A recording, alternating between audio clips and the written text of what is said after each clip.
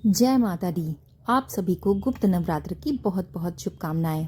आज इस वीडियो में हम आपको दुर्गा सप्तशती का 10वां अध्याय सुनाएंगे। इसके पहले के सभी अध्याय हमारे चैनल पर अपलोडेड हैं और आगे के अध्याय भी हमारे चैनल पर नियम से अपलोड होते रहेंगे, इसलिए जल्दी से हमारा चैनल सब्सक्राइब कर लीजिए और अगर वीडियो पसंद आता है तो इसको लाइक और शेयर जरूर कर दीजिएगा और कमेंट में जय माता की लिखना बिल्कुल भी मत भूलिएगा।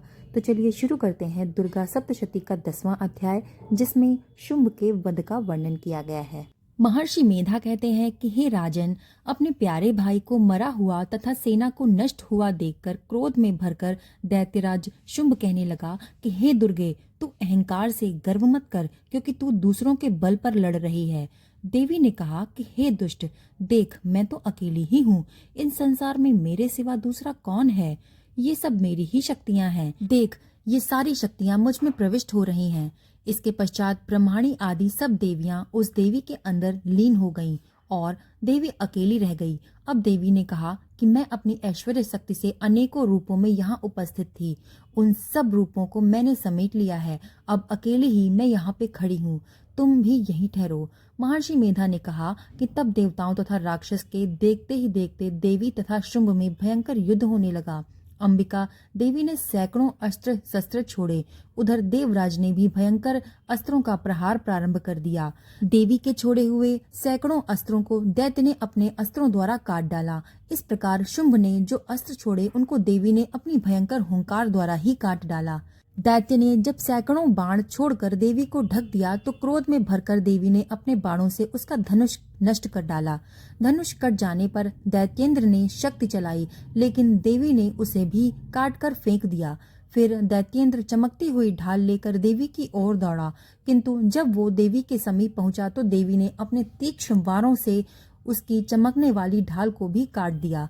फिर दैत्येंद्र का घोड़ा मर गया, रथ टूट गया, सारथी मारा गया। तब वो भयंकर मुद्गर लेकर देवी पर आक्रमण करने के लिए चला, किंतु देवी ने अपने तीक्ष्ण बाणों से उसके मुद्गर को भी काट दिया।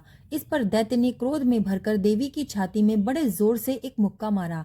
दैत्य ने जब देवी को मुक्का मारा तो देवी ने भी उसकी छाती पर एक जोर से थप्पड़ मारा। थप्पड़ खाकर पहले तो दैत्य पृथ्वी पर गिर पड़ा, किंतु तुरंत ही उठ खड़ा हुआ। फिर वो देवी को पकड़कर आकाश की ओर उछला। वहां जाकर दोनों युद्ध करने लगे। वो युद्ध ऋषियों और देवताओं को आश्चर्य में डालने वाला था। देवी आकाश में दैत्य के साथ बहुत देर तक युद्ध करती रही। फिर देवी ने उसे आकाश में घुमा घुमा कर पृथ्वी पर गिरा दिया।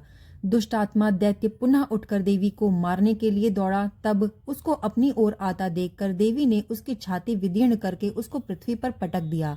देवी के त्रिशूल से घायल होने पर उस दैत्य के प्राण पखेरु उड़ गए और उसके मरने पर समुद्र, द्वीप, पर्वत और पृथ्वी सब कांपने लगे। तदंतर उस दुष्ट आत्मा के मरने से संपूर्ण जगत प्रसन्न व स्वस्थ हो गया तथा आकाश निर्मल हो गया। पहले जो उत्पात सूचक मेघ और उल्कापात होते थे वो सब शांत हो गए। उसके मर जाने से नदियां अपने ठीक मार्ग से बहने लगीं। संपूर्ण देवताओं का हृदय हर्ष से भर गया और गंधर्वियां सुंदर गान करने लगीं। गंधर्व बाजे बजाने लगे और अप्सराएं नाचने लगीं। पवित्र वायु बहने लगी। सूर्य की कांति स्वच्छ हो गई। यज्ञशालाओं की बुझी हुई अग्नि अपने आप प्रज्वलित हो उठी तथा चारों दिशाओं में शांति फैल गई।